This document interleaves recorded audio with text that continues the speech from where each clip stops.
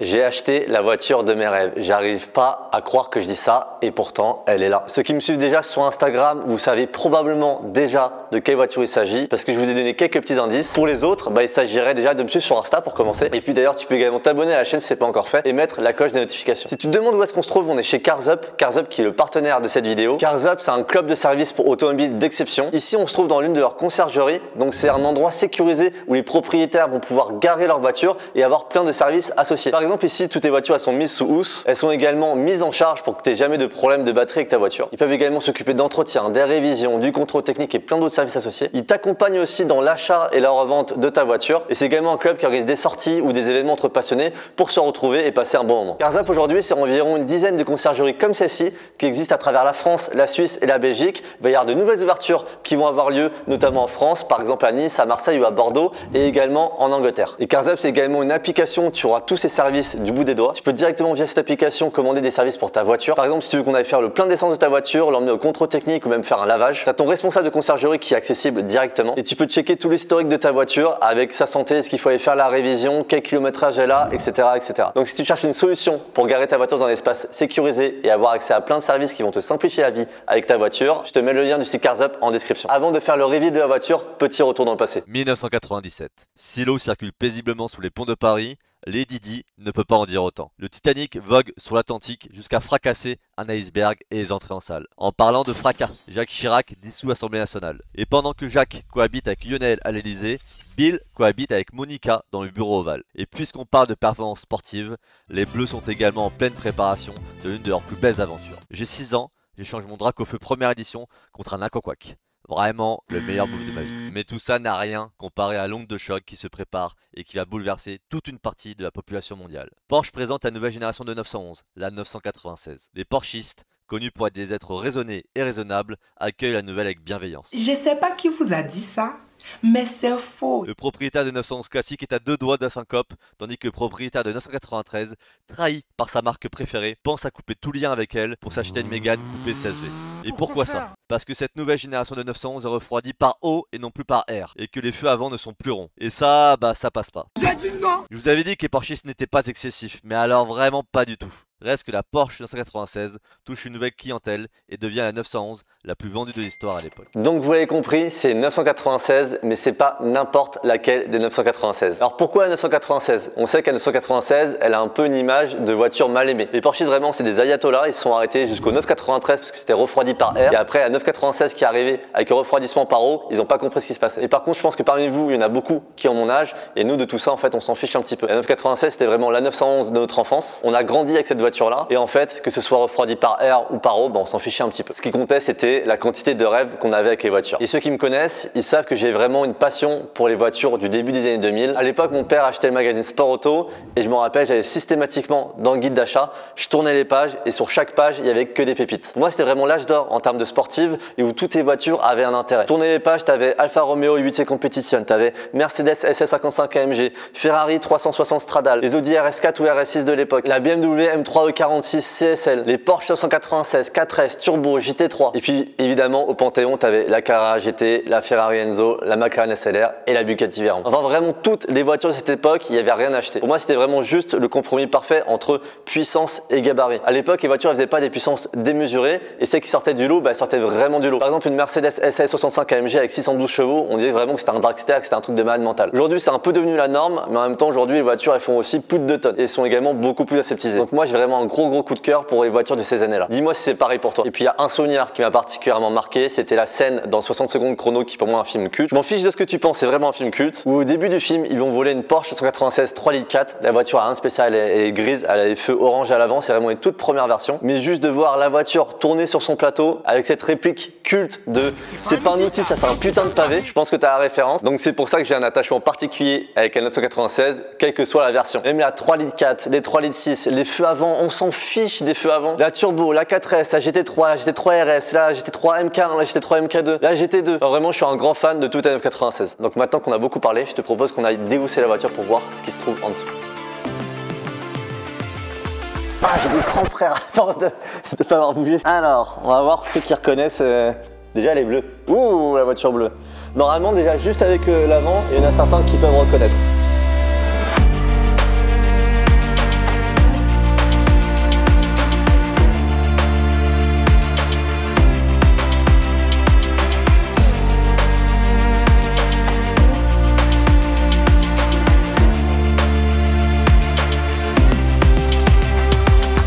Bon, tu as vu, Porsche 996 GT3 et je suis comme un enfant. J'ai vraiment rêvé devant cette voiture et maintenant elle est là. Donc pourquoi la GT3? Alors la GT3, pour ceux qui savent, c'est la plus radicale des 996. Donc tu me connais, je suis pilote, j'aime bien les voitures qui sont plutôt radicales et les voitures qui délivrent énormément de sensations. Et là, je pense qu'avec la 996 GT3, on a justement une pure voiture qui te donne énormément de sensations. Alors la GT3, c'est l'héritière des RS parce qu'en fait, entre la 993 et la 996 MK1, la première série, il n'y avait pas de RS. Donc vraiment, quand elle est sortie cette voiture-là, c'était la plus extrême des 911 à l'époque. Et puis sur la phase 2, après, il y a eu la GT3 RS. Mais à la base de la base, la GT3, celle-ci, c'était la plus radicale. Et ce qui est sympa, c'est que du coup, en fait, c'est la pionnière des GT3. C'est la première du nom. C'est elle qui a instauré le badge. Et donc, en fait, elle s'appelle GT3 parce qu'elle a servi de base d'homologation aux versions GT3 de course. Donc, les catégories auxquelles j'ai participé récemment. Et pour le coup, à cette époque, on est juste avant les années 2000. On est vraiment toute fin 90 puisque la voiture est de 99. Cette voiture-là était engagée en compétition sous le nom de Cup. Et en fait, quand tu prends une GT3 et une Cup de l'époque, c'était vraiment les mêmes voitures. Ce côté, tu as une voiture de course pour la rose, c'est vraiment un truc que j'adore. Et ce qui m'a vraiment décidé à franchir le pas, c'est que j'ai récemment roulé avec cette voiture aux 24 heures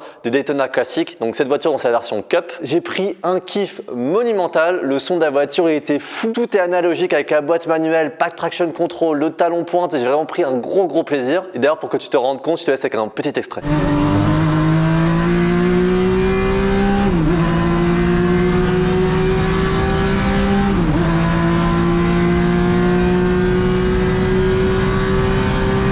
Je pense qu'il n'y a pas besoin d'expliquer, je pense que tu as compris avec les images que tu viens de voir pourquoi j'ai craqué. D'ailleurs au passage, si ce genre d'onboard t'intéresse, j'ai créé une nouvelle chaîne YouTube qui va être réservée aux POV et aux onboard. Donc c'est vraiment fait pour les puristes, pour ceux qui adorent le sport auto, qui veulent vraiment profiter des images brutes de chez Brut.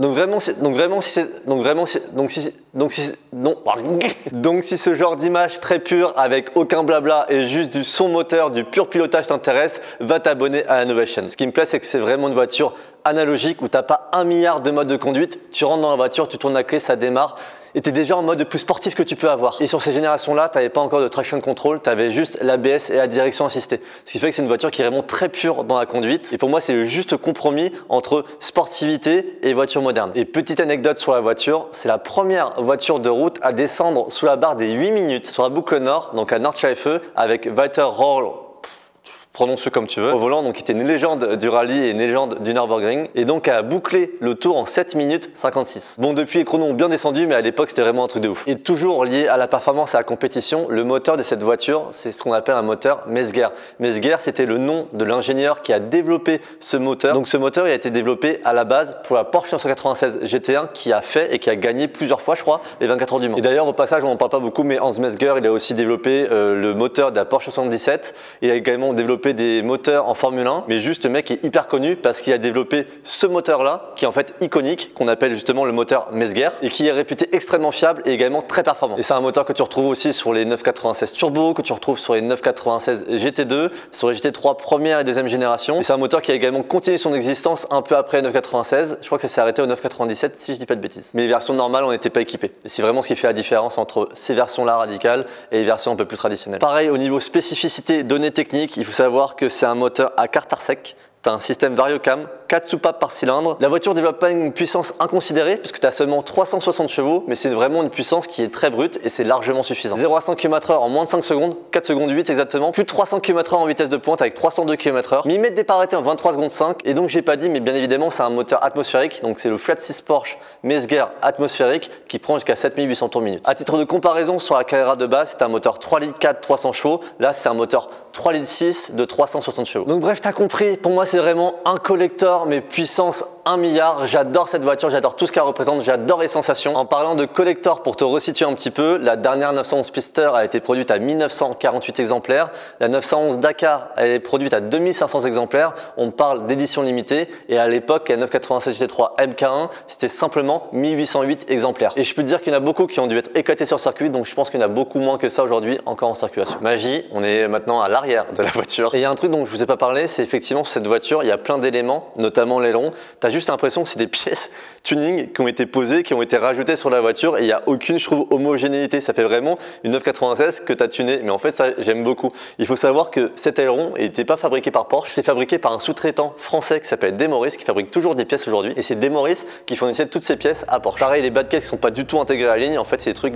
ça marque tellement mon époque qu'au final, j'aime beaucoup. Et d'ailleurs, en parlant un petit peu de patchwork, c'est Andy Preiner, si j'écorche pas son nom, qui est le maître des versions GT3 et GT3 RS chez Porsche, qui expliquait en fait à la base que la 996 GT3 n'était pas forcément prévue, en tout cas la première version, et qu'ils ont juste fait un assemblage de toutes les pièces qu'ils ont trouvées sous la main pour la rendre la plus sportive possible. Et après, en fait, au fur et à mesure des GT3, ils ont fait évoluer la voiture avec le succès de la première génération. Et alors maintenant, je vais te dire pourquoi cette voiture-là en particulier. Pas pourquoi j'ai choisi la GT3, mais pourquoi j'ai choisi cette GT3 en particulier.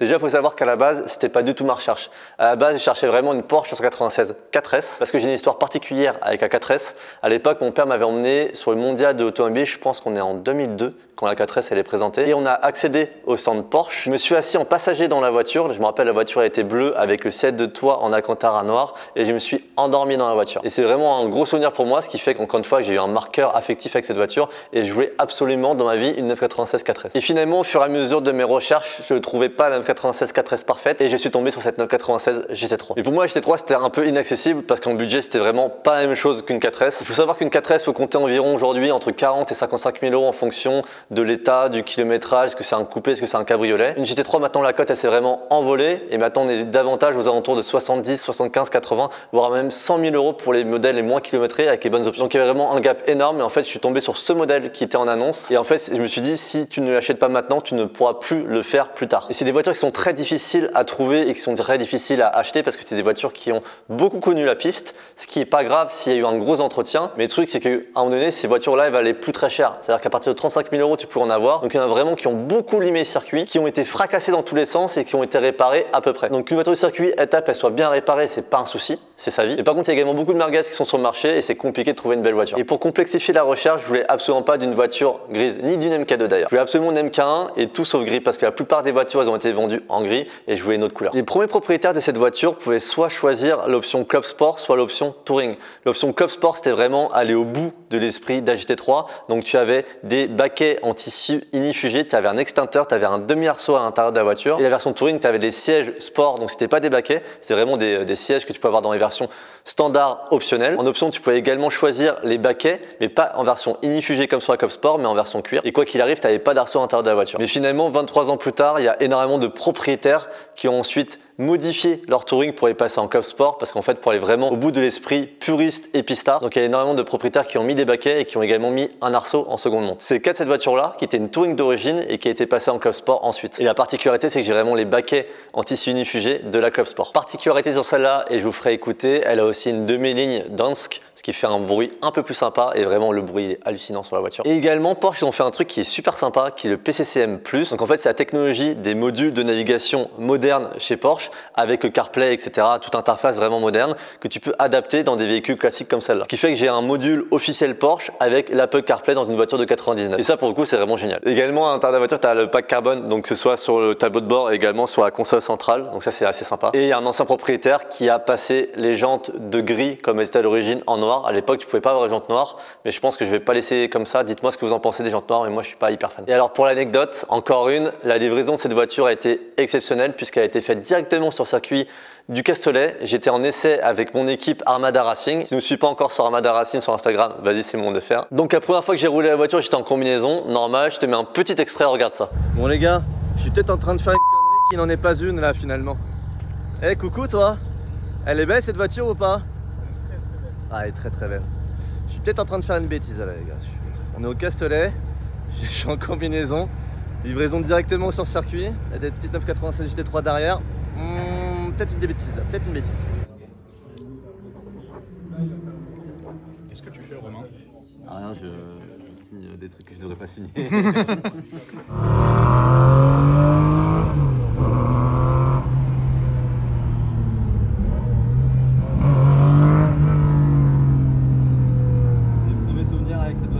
Ça y est les gars, c'est officiellement fait. Voilà, propriétaire d'une Porsche 996 GT3. Mon rêve d'enfance est prise de possession sur le circuit du Castellet. Et j'ai envie de la mettre sur circuit demain pour dire le jour où j'ai acheté la GT3, je l'ai mise sur circuit. Ah, je suis trop content. Et donc ce qui est cool, c'est que l'équipe, elle a complètement analysé la voiture, on a levé la voiture, on a regardé en dessous, on a contrôlé la voiture pour vérifier que tout aille bien. Donc ça, c'est quand même sympa quand tu as une équipe de course, qu'en fait tu peux vérifier comme ça. C'est ce qui m'a convaincu d'acheter la voiture. Et d'ailleurs, j'ai un petit regret, c'est que le jour de la livraison, le premier truc que je voulais faire après la signature, c'était la mettre directement sur la piste. Je trouvais que c'était un petit clin d'œil assez sympa, mais malheureusement, j'ai pas eu le temps de le faire. Et par contre, on a vraiment bien roulé sur les petites routes du côté du Castellet, c'est vraiment un pur régal. Au niveau des sensations, j'ai vraiment pris un pied monumental sur les routes du Castellet, également sur la route retour jusqu'à Paris, je me suis régalé. Mais j'ai noté 2-3 petits trucs qui manquent sur la voiture et qui pourraient faire l'objet d'améliorations. Vous me connaissez, il y a peut-être moyen qu'on fasse 2-3 interventions sur la voiture, même si c'est pas encore sûr. La couleur sur cette voiture est très rare, c'est un bleu iris. C'est la première 996 GT3 que je vois de cette couleur-là. C'est également ce qui m'a poussé à l'achat de cette voiture en particulier. Mais mon Graal, c'était vraiment une Club Sport en jaune. Et maintenant, les Club Sport jaunes, tu vois des prix au-delà des 100 000 €, c'est vraiment déraisonnable. Je vais vous démarrer la voiture pour que vous écoutiez le Flat 6 Atmo, mais également dites-moi dans les commentaires si vous voulez que je vous fasse un essai réel approfondi de cette voiture. Et maintenant, je vous fais écouter le son à l'échappement. C'est parti.